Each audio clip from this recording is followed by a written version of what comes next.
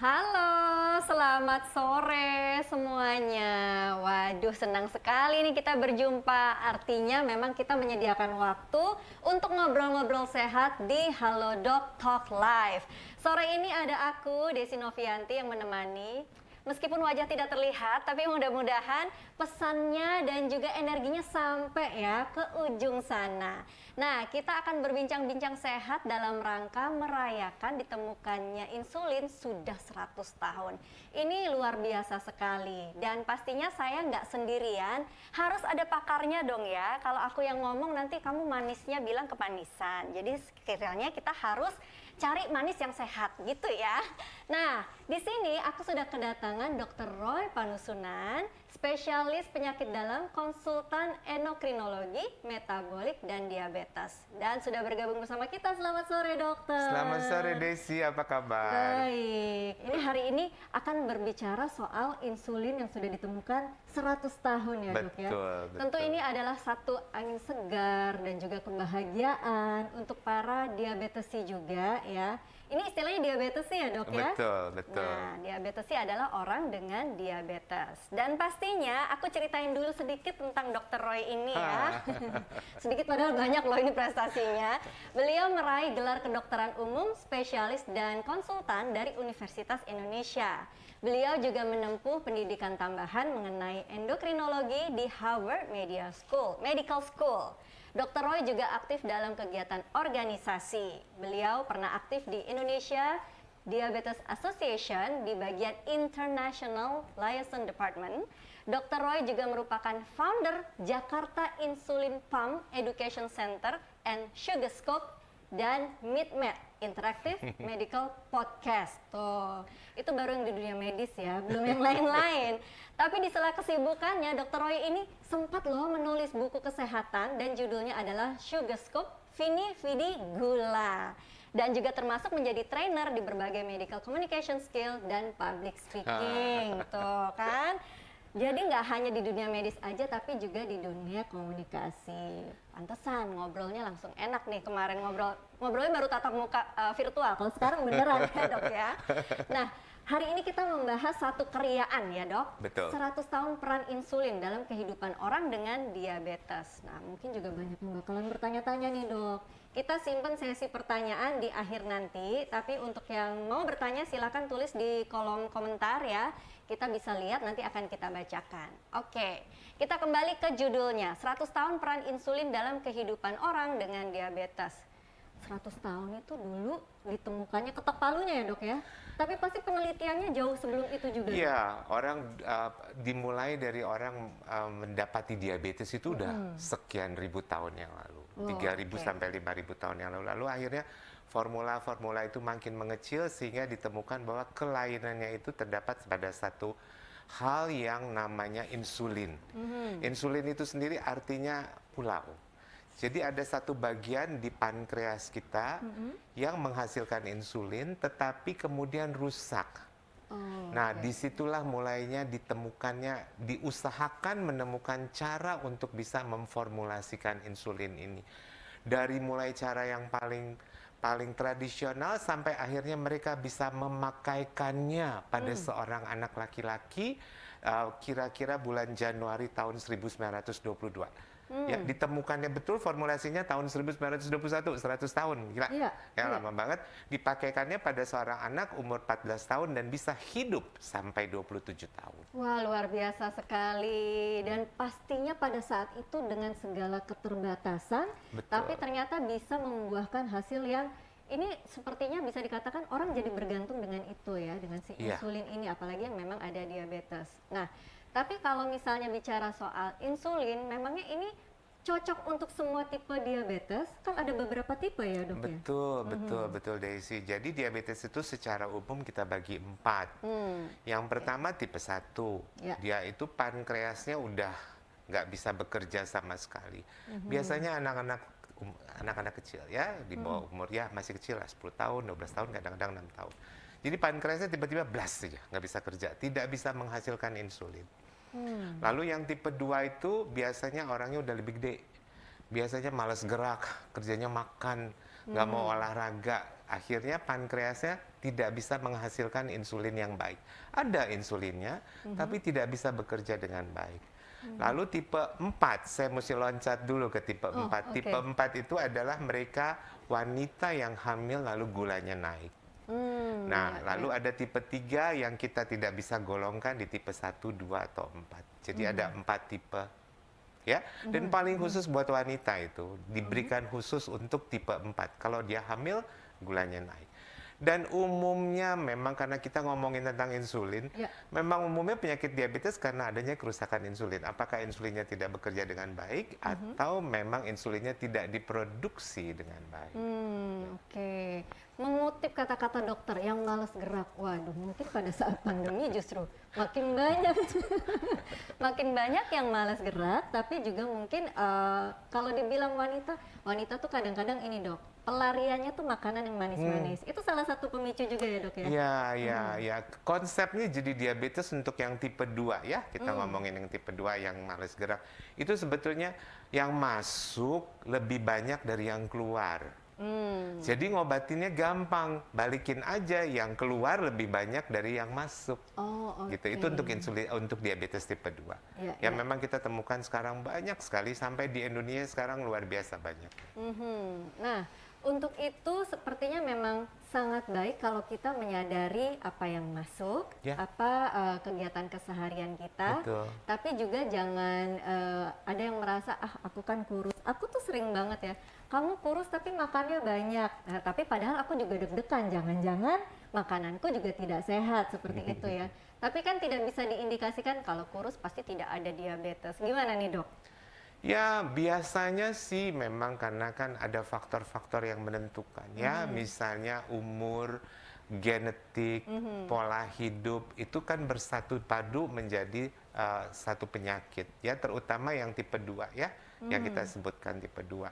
Jadi memang tidak menjadi ukuran kalau dia gemuk nggak bisa diabetes atau kalau dia kurus nggak bisa diabetes. Tapi umumnya, dan ini menarik sekali Desi, biasanya kita akan berhadapan dengan pasien yang perlu insulin kalau badannya jadi kurus. Jadi badannya kan, insulin itu kerjanya kan buat membuka sel kita. Jadi kalau kita makan kan ada gula. Nah, gulanya masuk, tapi dia mesti masuk ke dalam sel biar dipakai untuk kalori, untuk energi. Nah, insulin bekerja sebagai anak kunci yang membuka sel dan kemudian gula bisa masuk ke dalam. Kalau insulinnya nggak ada ya gulanya itu ngider-ngider aja di darah. Itu yang membuat tidak sehat jadinya. Tidak sehat dan badan kita jadi kurus karena nggak ada makanan. Akhirnya badan kita memakan yang tidak perlu, yang membuat badan kita jadi kurus. Itu ciri khasnya. Seperti itu. Betul. Baiklah. Nah, ada statistik juga nih dokter yang saya baca, di Indonesia ini termasuk negara yang jumlah diabetes cukup tinggi. Iya, termasuk 10 paling besar di dunia. Ya, walaupun kita masih memakai standar yang sudah agak lama, tapi kita masih masuk 10 yang terbanyak di dunia, dan bahkan kita menemukan 1 dari 10 orang itu biasanya sudah bisa ada diabetes. Jadi teman WhatsApp grup kamu 10 orang, di antara 10 orang 1 udah diabetes. Keluarga kita 10 orang 1 udah diabetes. Jadi cukup memprihatinkan. Jadi kita harus mendukung nih program yang kamu berikan ini sekarang, supaya teman-teman sekalian yang hadir di sini, yang lihat acara ini juga bisa ikut mengambil sari. Iya, betul. Apalagi mungkin kita juga harus menyadari pola hidup kita selama ini, pola makan kita selama ini bagaimana. Jangan-jangan aku pun bisa ya diabetes juga. Nah, kalau kita perhatikan juga, bagaimana sih caranya untuk tetap mengontrol kadar gula darah supaya tetap normal? Atau targetnya dinilai berapa? Kalau kita sudah diabetesi ya, kalau kita sudah diabetesi, kita ada 3 takaran sebetulnya ya. Yang pertama yang paling penting yang namanya HbA1c. Ya, itu adalah gambaran kadar rata-rata gula darah dalam 3 bulan. Usahakanlah mencapai HbA1c di bawah 7% kalau bisa. Lakukanlah apapun juga supaya HbA1c kita turun. Ya, caranya itu tadi, olahraga, atur makan, kemudian kalau ada perlu obat kita pakai, kalau ada insulin kita pakai, dan kemudian yang keempat yang paling penting sekarang ini, stres. Iya, kalau orang stres gulanya suka bisa jadi naik dan banyak ditemukan sekarang. Jadi 4 pokok ini bikin gula kita naik. Kalau kita sudah diabetesi ya, jangan takut. Kalau perlu pakai insulin, pakailah insulin. Yang penting gula darah kita turun dulu. Gitu. Stres bisa memicu gula darah menjadi meningkat. Bisa ya. Jadi kalau stres pelariannya jangan justru yang manis-manis ya. Kecuali memang sudah ada. Ngelihat boleh yang manis-manis. Lihat aja di menu-menu gitu ya. Nah, tapi tentunya teman-teman mungkin di antara pemirsa kita juga ada yang diabetes sih dan juga sudah menggunakan insulin, justru bisa hidup tanpa khawatir, menjalani keseharian juga tanpa hambatan, bisa olahraga, bisa beraktivitas seperti itu, Dok. Ya bisa lah, apalagi sesudah kita belajar dari bagaimana insulin itu ternyata membantu kita, membantu pasien-pasien, membantu diabetesi untuk mencapai sasaran goal target gula darahnya ya, apakah pakai HbA1c atau pakai gula darah puasa sebelum makan atau pakai gula darah 2 jam sesudah makan. Itu 3 faktor yang kita lihat untuk pasien-pasien diabetes. Jadi HbA1c paling penting. Yang penting capailah HbA1c dalam 3 bulan. Karena begitu kita capai HbA1c kita lebih turun, itu komplikasi jadi jauh. Yang penting komplikasinya loh, Des. Diabetes gula tinggi itu ya barangkali nggak mengerikan, tapi begitu kena mata, begitu kena ginjal, begitu kena stroke, jalannya jadi susah-susah, kena ginjal, udah. Ya, itu yang penting. Jangan tunggu ada keluhan dulu, jangan tunggu ada komplikasi dulu ya. Jadi kita mesti pantau terus HbA1c di bawah 7%. Nah, untuk teman-teman yang ingin bertanya atau juga mungkin sharing ya, selama ini juga mungkin sudah menggunakan insulin atau juga mendampingi orang tua atau rekan yang menggunakan insulin, boleh cerita ya, dan juga boleh bertanya mumpung ada Dr. Roy. Silakan tulis pertanyaanmu di kolom komentar, nanti akan kita bacakan pertanyaannya di sesi tanya jawab. Nah, kita kembali lagi ke 100 tahun penemuan insulin. Ini kalau diceritakan sejarahnya panjang nih pasti ya, Dok ya. Dan juga mungkin segala perjuangannya itu kan ada pencatatan, uji coba lagi. Nah, ini gimana? Mungkin dokter bisa menceritakan sejarahnya. Boleh. Tapi kita nonton dulu yuk video berikut. Diajak nonton. Iya. Iya, kita saksikan. Ayo kita lihat. Dalam 100 tahun terakhir, perawatan diabetes telah berkembang secara signifikan. Semuanya dimulai pada tahun 1921 ketika tim peneliti di Toronto berhasil menciptakan penemuan yang dapat menyelamatkan nyawa manusia. Untuk pertama kalinya, mereka mampu membuktikan bahwa molekul insulin dapat menurunkan kadar gula darah pada anjing yang menderita diabetes. Mereka memulainya dengan menyelamatkan nyawa seorang anak laki-laki. Pada tahun 1923, insulin diproduksi secara global dan para peneliti terlibat untuk menemukan cara baru untuk menyempurnakan formula insulin, meminimalkan frekuensi pemberian dosis insulin, dan mengurangi beban perawatan. Pada masa itu, menderita diabetes merupakan vonis kematian. Tetapi dengan insulin, harapan hidup rata-rata penyandang diabetes meningkat secara dramatis. Seiring dengan berkembangnya pemahaman mengenai diabetes dikelompokkan menjadi beberapa jenis. Diabetes tipe 2 adalah bentuk yang paling umum. Jumlah penyandang diabetes terus meningkat dan para ilmuwan terus berupaya untuk mengembangkan penanganan dan pendekatan baru untuk menangani diabetes. Teknologi baru seperti pengukur kadar gula darah portable telah memudahkan penyandang diabetes untuk memantau kondisi mereka. Penemuan HbA1c juga memungkinkan dokter untuk menilai manajemen gula darah dengan lebih baik dan mengevaluasi dampak perubahan gaya hidup dan pengobatan pada kesehatan dalam jangka panjang. Di tahun 1980-an, insulin manusia atau human insulin mulai berkembang. Insulin ini dimurnikan dan dapat diproduksi dalam jumlah yang tidak terbatas. Penemuan pompa insulin dan pena insulin pertama juga turut meningkatkan kualitas hidup dan memberi pilihan bagi penyandang diabetes untuk mengatur mengatur dosis diri sendiri dengan tepat dan sesuai kebutuhan. Tak lama kemudian, insulin analog dikembangkan untuk meniru pola alami tubuh dalam melepaskan insulin dengan lebih baik. Pilihan pengobatan pun berkembang cepat untuk penyandang diabetes tipe 2. Misalnya, obat-obatan seperti analog GLP-1 yang tidak hanya mengendalikan gula darah, namun juga mengatur nafsu makan dan asupan makanan. Dalam beberapa tahun terakhir, generasi baru insulin hadir untuk mengurangi beban penanganan diabetes dengan menawarkan fleksibilitas yang lebih baik, juga membantu penyandang diabetes menghindari kadar gula darah rendah serta mengurangi resiko kenaikan berat badan. Saat ini, penyandang diabetes memiliki lebih banyak pilihan pengobatan daripada sebelumnya, termasuk GLP-1 dalam tablet dan pengembangan kesehatan digital seperti Smart Insulin Pens atau pena insulin cerdas dan perangkat pemantau kadar gula darah terus-menerus yang memudahkan para penyandang diabetes untuk mengelola perawatan diabetes mereka dan juga kadar gula darah mereka. Lalu apa berikutnya? Inovasi yang ditawarkan di masa depan mencakup adanya potensi untuk insulin basal yang disuntikan sekali seminggu yang sensitif terhadap glukosa dan melindungi jantung, solusi kesehatan digital terbaru, terapi sel punca yang akan memberikan perubahan yang luar biasa, dan bahkan harapan untuk pengobatan yang dapat menyembuhkan diabetes suatu hari nanti. Di Novo Nordisk, kami berkomitmen untuk mengatasi tantangan dalam penanganan diabetes serta terus mendorong perubahan dalam 100 tahun ke depan.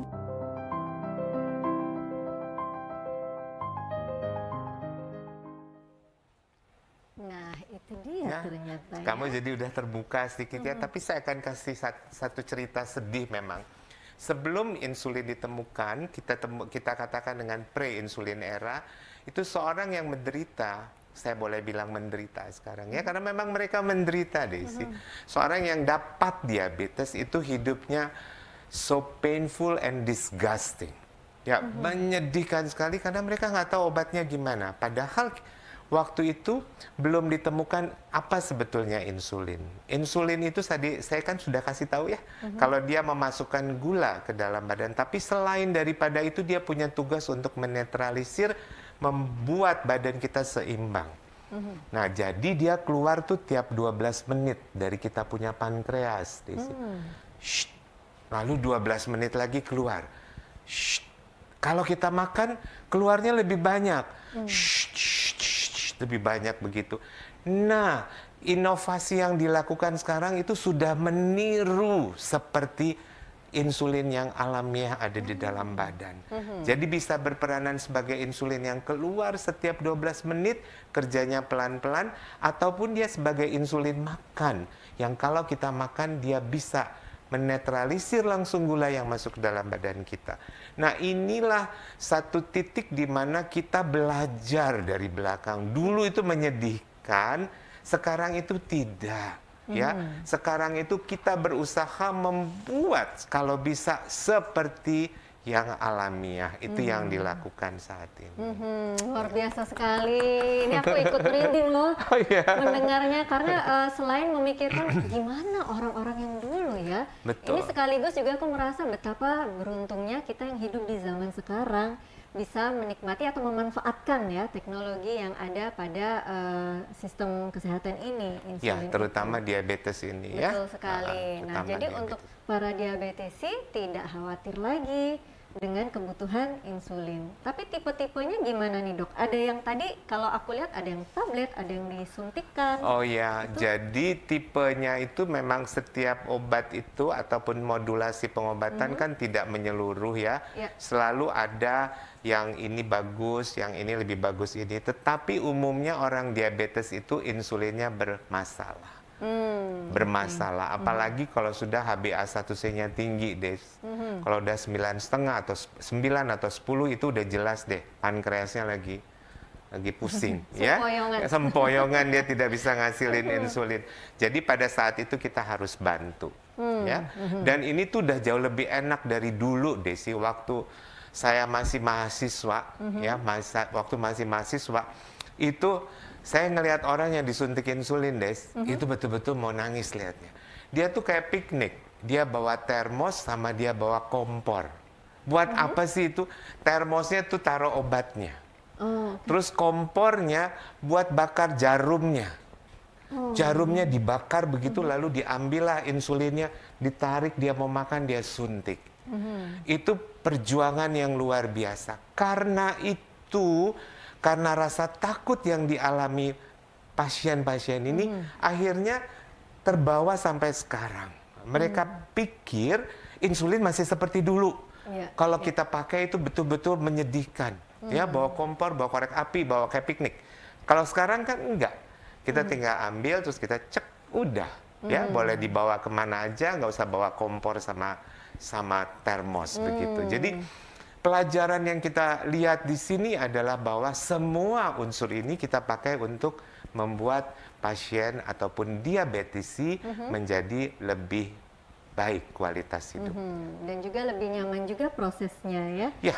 Hanya sekejap, tapi juga sudah bisa melakukan beres semua aktivitas. ya. Benar. Nah, bahkan ada beberapa, kalau boleh diceritain ya dokter, yang saya baca juga beberapa atlet itu bisa tetap berprestasi, beraktivitas gitu ya dok ya? Betul. Ada atlet renang, ada atlet balap sepeda yang tergabung dalam grup-grup mereka yang diabetes, terutama yang tipe 1 sih ya. Ada yang atlet golf, itu semua itu udah kayak orang normal aja.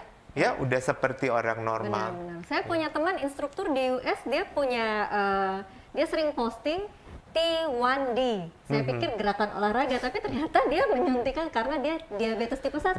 Gitu. Nah, memang saya nggak nyangka sekali, karena ya dia tetap bisa mengajar gitu, dia memberikan gerakan-gerakan dan fit, kelihatan sangat fit gitu. Jadi memang kayaknya teknologi ini sangat bisa membantu membuat siapapun yang dengan diabetes bisa performanya bagus, hidup dalam keseharian juga tanpa khawatir ya. Bayangin kalau nggak ditemuin ya insulinnya, kita masih benar, nggak kebayang gitu ya, masih bawa kompor mungkin dokter dan ngebakar jarum itu. Nah, kalau kita lihat lagi inovasi dalam 100 tahun ini dok, ini inovasinya yang tadi dokter bilang dari jarum suntiknya mungkin dulu besar kali ya dok. Iya, pakai dibakar dulu, jarumnya tuh dari kaca. Terus jarumnya panjang, itu alat suntiknya dari kaca, serem. Ya, saya waktu itu masih mahasiswa. Mungkin banyak yang menolak pakai justru. Justru karena itu, jadi ini mereka anggap last resort. Jadi karena, aduh, gue nggak mau deh, ini gue udah menderita banget, tapi penyakit gue udah begini, udah deh, ya udahlah gitu. Zaman dulu mereka yang last resort, yang akhirnya boleh, ya udah saya mau disuntik insulin. Sekarang udah nggak gitu lagi. Tapi kesan bahwa kalau kita sudah pakai insulin itu udah jadi last resort masih ada. Sebetulnya tidak. Sebetulnya tidak. Nah, ini yang menarik. Bagaimana untuk teman-teman yang tahu bahwa dia membutuhkan insulin, tapi belum mengambil langkah ke arah situ? Pertama kali ya tanyakanlah kepada tim dokternya ya. Kalau memang tim dokternya sudah mengatakan harus memakai insulin, berarti memang kita sudah saatnya memakai insulin supaya pankreas kita tidak bertambah rusak. Jadi kita berikan seperti istirahat dululah misalnya. Jadi kita masukkan insulin dari luar, tapi tetap olahraga mesti, atur makan mesti, ya nggak boleh stres juga mesti.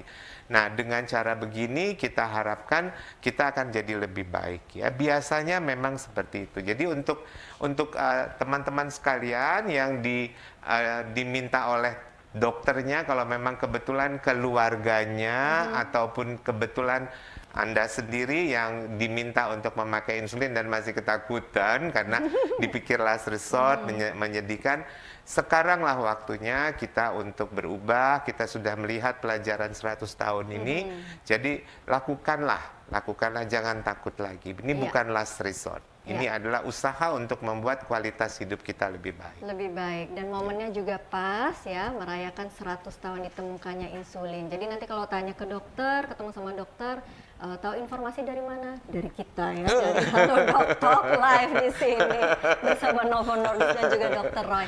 Oke, kita buka kesempatan untuk teman-teman yang mau bertanya, silahkan di Halo Dok Talk Live di sini boleh bertanya, dan juga nanti Dr. Roy akan menjelaskan ya.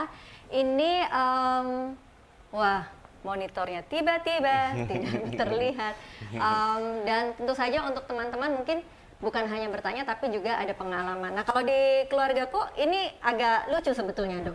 Papaku baru terdeteksi ada diabetes itu sekarang, setelah pandemi.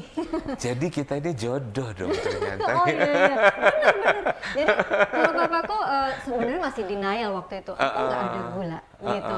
Nah tapi sekarang ternyata ada gitu, atau mungkin ya stres itu tadi ya dok ya? Iya, karena orang kalau udah dibilang sakit gula, yang sangat tidak menyenangkan itu dia nggak boleh begini, nggak boleh begitu, nggak boleh gini. Jadi dia selalu menolak, enggak kok gue oke-oke aja, lihat saya masih sehat ya.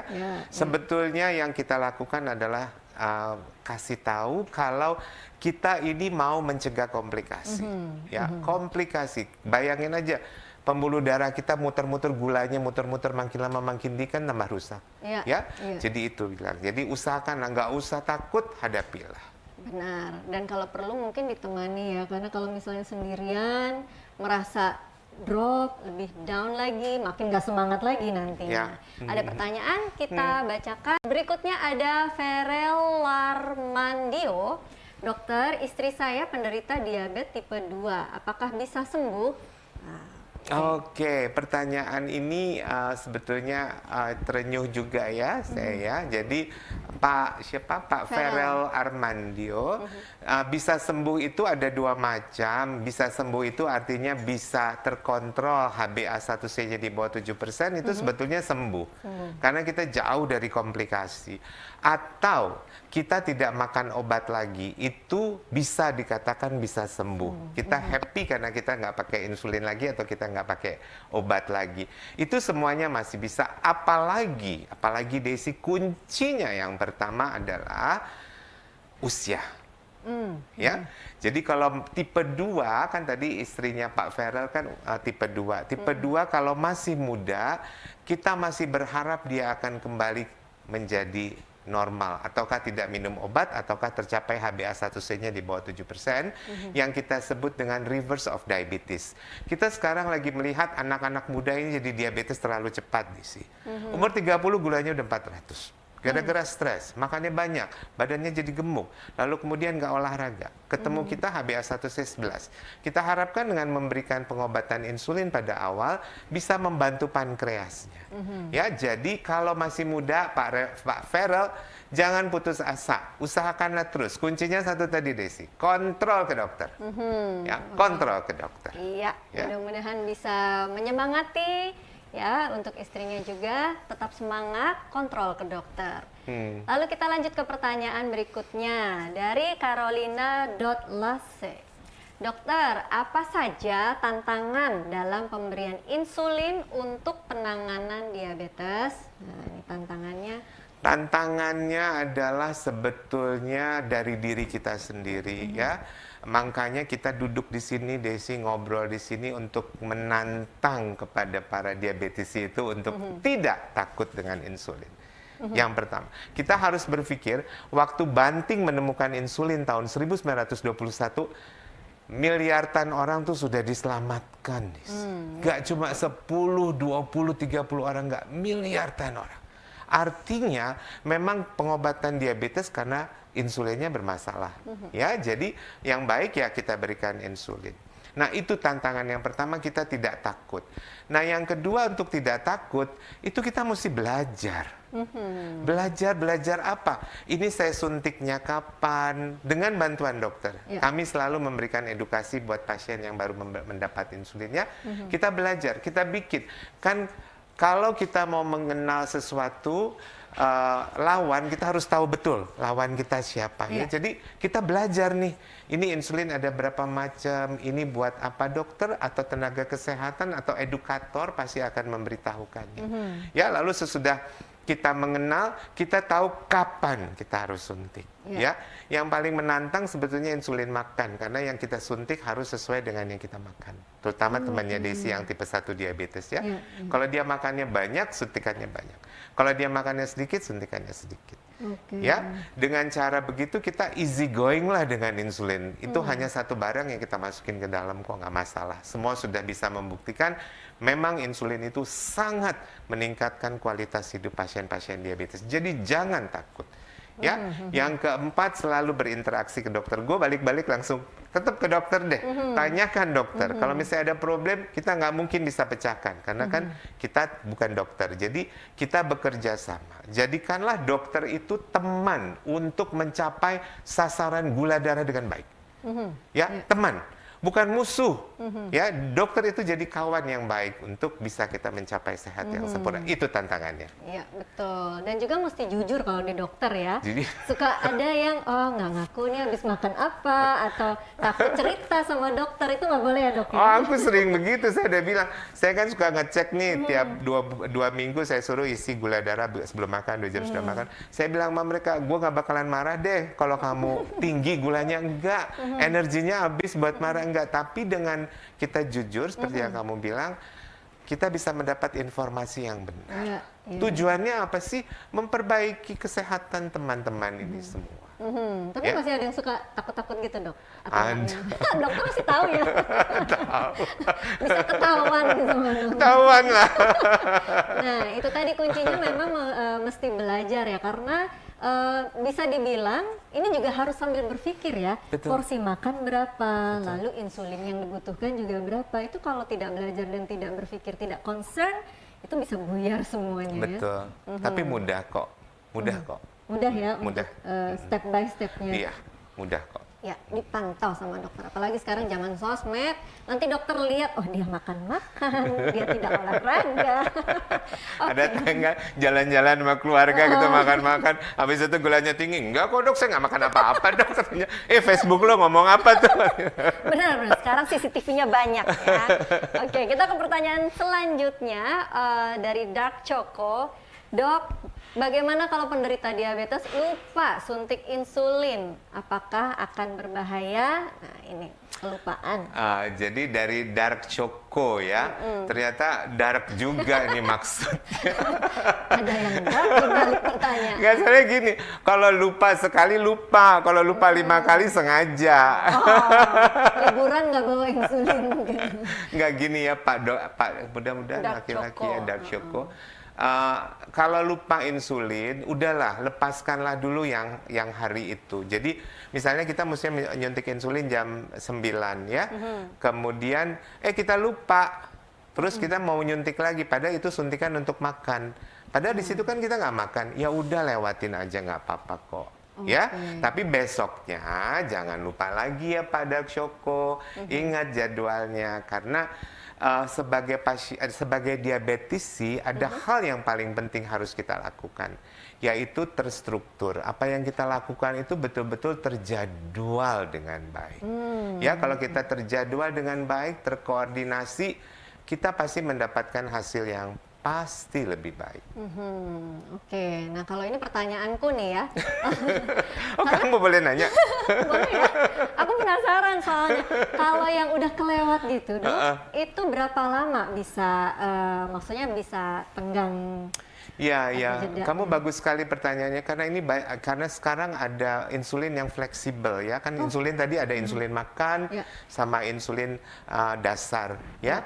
Yang insulin dasar itu kalau lupa, sekarang itu ada insulin yang memang kalau kita lupa, kita besokannya bisa lebih fleksibel waktu menyuntiknya. Ya, jadi nggak mesti jam segini, enggak. Tapi kalau makan, tetap harus 15 menit sebelum makan. 15 menit. Ya, ada yang bisa disuntikan sesudah makan, tapi itu kalau kita perlu saja. Misalnya orang tua kita nafsu makannya kita nggak bisa pantau ya. Dia pakai insulin makan, lalu kemudian sebelum makan kan kita mesti suntik, tapi kita ragu-ragu, ayah ini makannya habis atau tidak. Nah, itu boleh kadang-kadang kita suntiknya sesudah makan. Ya, melihat jumlah makanan yang dimakan. Jadi begitu apa ya, kualitas hidup pasien diabetes itu begitu dipikirkan. Iya, memang Ya, harus dipantau. begitu dipikirkan. Betul. Oke. Kita berlanjut ke pertanyaan berikutnya. Dokter, apakah mungkin kedepannya insulin menjadi obat yang bisa diminum, jadi lebih mudah untuk pasien? Ini mirip pertanyaan tadi ya. Ini dari masih Yusa bisa Priyadi. sih, tapi kita belum sampai ke sana teknologinya ya. Dari Pak Yusa Priyadi. Oke, ditunggu saja. Nanti kalau sudah ada teknologi terbaru, Kita ngobrol lagi muncul ya. kita lagi. Oke, tantangan dalam pemberian insulin mungkin maksudnya ya. Apa saja tantangan dalam pemberian insulin, dokter? Dari Almost Shopaholic. Almost Shopaholic ya, tadi kita sudah bilang kita harus belajar memang ya. Sama aja kayak gini deh Desi. Zaman dulu tuh kita belum punya MRT. Kita kan jalan sembarangan tuh. Ya. Nyebrang di sini, nyebrang di sono, nyebrang di sini. Begitu ada MRT kan kita jadi tertata baik. Ya kan? Lebih rapi Jadi ya. nyebrangnya di penyeberangan jalan beda loh. Zaman dulu Jakarta tuh kalau orang nyebrang tuh, waduh, begitu ada MRT, ada busway, mulailah terlihat tertata. Nah, sama saja sebetulnya. Ya, kita kalau memang sudah menyuntik insulin, kita menjadi lebih tertata. Ya, karena waktu nyuntiknya tertentu, makannya tertentu. Itu nikmat sekali. Jadi sebetulnya para diabetesi ini hidupnya justru lebih terukur, terpantau, itu justru lebih enak sebenarnya ya. Iya, Ya, ada yang nggak ngingetin kasih ya. saran, ada yang ngingetin. Dan dilindungi oleh Pak Dokter atau Ibu Dokternya. Benar Iya. itu. Dan pastinya harus selalu kunjungan ke dokter menceritakan apa adanya. Gitu. Oke. Lalu pertanyaan selanjutnya, dokter, apakah suntik insulin itu harus seumur hidup? Tante saya menderita diabetes dan harus disuntik. Akan tetapi kadar gula darahnya terkadang stabil dari M. Faisal 600. Oke, terima kasih M. Faisal 600. Jawabannya tidak. Dan tapi tergantung. Ya, jadi kalau kita nih sakit diabetes nih, kebetulan ayah di rumah juga mulai ya, tapi kita jangan bukan kasus itu ya. Cuma kalau kita nunggu diobatin, lama-lama pankreasnya rusak, guys. Ya, kalau kita masih muda, kalau kita gerakin badan kita kasih insulin dan kemudian bisa kembali normal. Jadi pertanyaan apakah seumur hidup, pasti jawabannya tidak. Tergantung. Tapi kalau kita udah nunggu 15 tahun, terus pankreasnya udah keburu rusak karena gula yang tinggi, karena badan juga metabolismenya tidak baik, akhirnya jadi tetap seumur hidup. Saya mengambil contoh begini deh, contohnya ya. Waktu kita kena diabetes itu sama seperti kayak kita patah kaki. Ya, kalau kita patah kaki, apakah kaki kita harus lari-lariin atau kita kasih kursi roda? Pakaikan kursi roda. Pakai kursi roda. Habis pakai kursi roda bisa jalan lagi nggak? Bisa kalau Bisa. latihan. Kalau memang parahnya nggak parah lagi ya. Tapi kalau kita patah kaki lalu kita suruh lari, suruh kenceng-kenceng jalan, tambah parah nggak? Semakin patah. Nah, itu dia. Jadi insulin itu seperti kursi roda yang kita pakai untuk bisa kembali menjadi sehat. Ya, tergantung sekali lagi mulai kapan kita menyuntikannya. Kalau dokter sudah bilang kayaknya kami harus berikan Anda insulin, ikutilah. Ikutilah, karena dokter punya maksud tertentu supaya kita bisa kembali sehat seperti semula. Dan bisa menjalani hari-hari tanpa khawatir juga ya dok. Betul. Jangan makin patah kakinya seperti analogi dokter tadi. Ya. Dan kalau misalnya tadi boleh diulang nggak dok, kategori sembuh untuk diabetes itu yang tadi dokter katakan ada yang lepas Bisa lepas obat, bisa HbA1c-nya di bawah 7%, itu boleh dibilang sembuh ya, karena kan komplikasi kan jauh ya, nggak ada. Jadi lebih jauh lah, lebih sedikit kemungkinannya. Oke, mudah-mudahan obrolan kita juga bisa menyemangati para diabetes yang menyaksikan ya. Tetap menjalani pola hidup sehat, gaya hidup sehat itu harus terus diterapkan. Dan ini sudah lebih dari 30 menit kayaknya kita ngobrol ya, nggak terasa ya. Dan pastinya banyak sekali pertanyaan-pertanyaan yang belum sempat dibacakan, tapi mudah-mudahan pertanyaan yang tadi sudah bisa mewakili. Kalau misalnya masih ingin bertanya, kejar Dr. Roy di Instagram atau di Facebook, kayaknya tadi ada Facebook ya. Dan sepertinya kita harus menyudahi Halo Doc Talks Live kali ini dalam rangka memperingati 100 tahun peran insulin terhadap diabetesi. Nah, ini ada pesan-pesan nggak dok sebelum kita menutup obrolan seputar menjaga kesehatan para diabetesi? Mungkin kaitannya dengan insulin nih dok. Baik, tapi sebelumnya saya mengucapkan terima kasih nih buat teman-teman yang ada di sini, buat Daisy juga karena saya bersemangat banget kalau ngomongin insulin. Berterima kasih juga buat teman-teman yang sedang menonton saat ini. Rantangan dari saya adalah yang kita bisa bawa pulang. Kalau memang kita harus memakai insulin, jangan takut. Ini hanya satu metode untuk kita bisa lebih baik, untuk kita bisa malah mengurangi kemungkinan komplikasi. Semua teknologi yang kita pakai sekarang, apakah melalui insulin pump, ada tuh pompa insulin juga namanya, ataupun melalui insulin yang udah diinovasi begitu mirip dengan insulin yang ada di dalam tubuh kita, itu adalah untuk kesejahteraan manusia. Tidak ada teknologi untuk kesejahteraan manusia. Jadi jangan takut, insulin sudah menyelamatkan miliaran orang. Jangan takut dengan insulin. Ya, jangan takut dengan insulin karena itu membuat kita hidup lebih sehat, tertata, dan juga berkualitas. Ya, Betul, Des. bisa berbagi dengan sesama mungkin atau justru lebih produktif gitu. Dokter, terima kasih sekali obrolannya. Sama-sama. Banyak menambah wawasan baru bagi saya dan juga tentunya untuk teman-teman semua, dan mudah-mudahan kita ketemu lagi dalam waktu dekat ya, Dok. Ya, dan Sukses sehat-sehat selalu. ya, Desi ya. Sehat-sehat. Ya. Dan untuk teman-teman yang masih ingin bertanya seputar diabetes, ini masih bisa chat dokter spesialis penyakit dalam terpercaya lainnya yang ada di aplikasi Halodoc. Kamu bisa dapatkan berbagai informasi terpercaya di sana seputar diabetes langsung dari ahlinya. Cukup download aplikasi Halodoc dan bisa chat dokter di mana saja, kapan saja. Pokoknya tenang, ada Halodoc deh ya. Dan sampai di sini dulu obrolan kita. Jangan lupa tetap jaga kesehatan, stay safe, stay at home. Jangan lupa patuhi protokol kesehatan sehari-hari. Terima kasih Dokter Roy. Sama-sama, Desi. Terima kasih juga Halodoc dan semua pemirsa. Kita ketemu lagi di Halodoc Talks live berikutnya di kesempatan mendatang. Selamat sore, sehat-sehat.